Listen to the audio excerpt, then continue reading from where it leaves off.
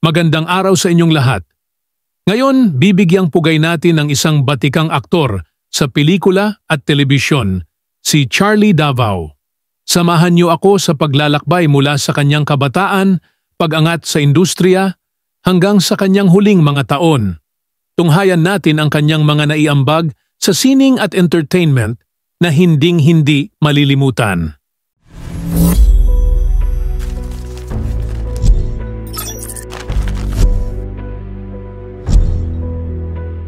Si Charles Wahib Charlie Davao ay isinilang noong Oktubre 7, 1934 sa Iloilo City.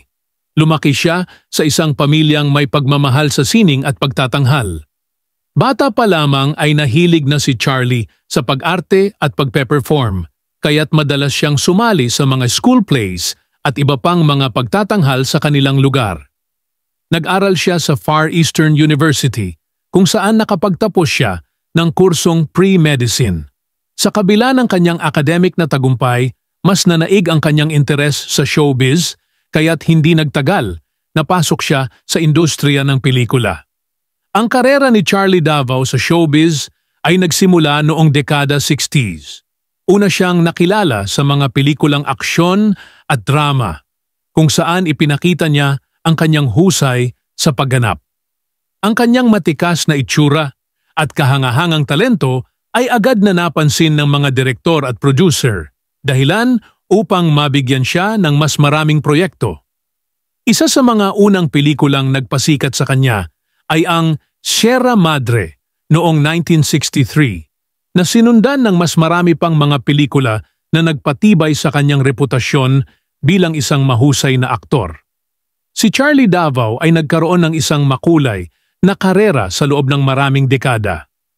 Ilan sa mga pinakatanyag niyang pelikula ay Ang Kampana sa Santa Quiteria, 1971, Siete Infantes de Lara, 1973, at Silip, 1985. Sa bawat pelikula, ipinakita niya ang kanyang versatility sa pag-arte, mula sa pagiging isang kontrabida hanggang sa pagiging isang bida. Bukod sa pelikula, naging tanyag din si Charlie Davao sa telebisyon.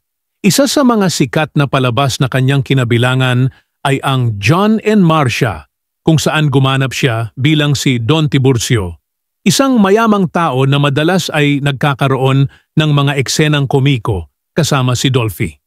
Ang kanyang mga kontribusyon sa industriya ng pelikula at telebisyon ay kinilala sa pamamagitan ng iba't ibang parangal mula sa mga prestihiyosong award-giving bodies tulad ng FAMAS at Gawad Urian.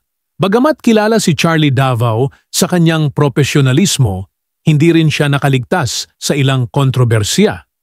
Isa sa mga pinag-usapan ay ang kanyang personal na buhay, partikular na ang kanyang mga relasyon at pamilya. Sa kabila nito, nanatiling pribado si Charlie at mas piniling mag-focus sa kanyang karera. Noong Agosto 8, 2010, sa edad na 75, pumanaw si Charlie Davao dahil sa komplikasyon mula sa colon cancer. Ang kanyang pagpanaw ay nagdulot ng malaking kalungkutan sa kanyang pamilya, mga kaibigan at mga tagahanga. Marami ang nagbigay-pugay at nagbalik-tanaw sa kanyang mga naiambag sa industriya ng showbiz. Ang pamana ni Charlie Davao sa larangan ng pelikula at telebisyon ay hindi malilimutan. Ang kanyang mga pelikula at palabas sa telebisyon ay patuloy na nagbibigay inspirasyon sa mga susunod na henerasyon ng mga artista. Siya ay isang tunay na alamat na nag-iwan ng malaking marka sa kasaysayan ng entertainment sa Pilipinas. At diyan nagtatapos ang ating pagtalakay sa buhay at karera ni Charlie Davao. Isa siyang tunay na bituin sa mundo ng pelikula at telebisyon, at ang kanyang mga kontribusyon ay hinding-hindi malilimutan. Maraming salamat sa inyong panunood. Huwag kalimutang mag-subscribe at i-click ang notification bell para sa mga susunod naming video. Hanggang sa muli, paalam!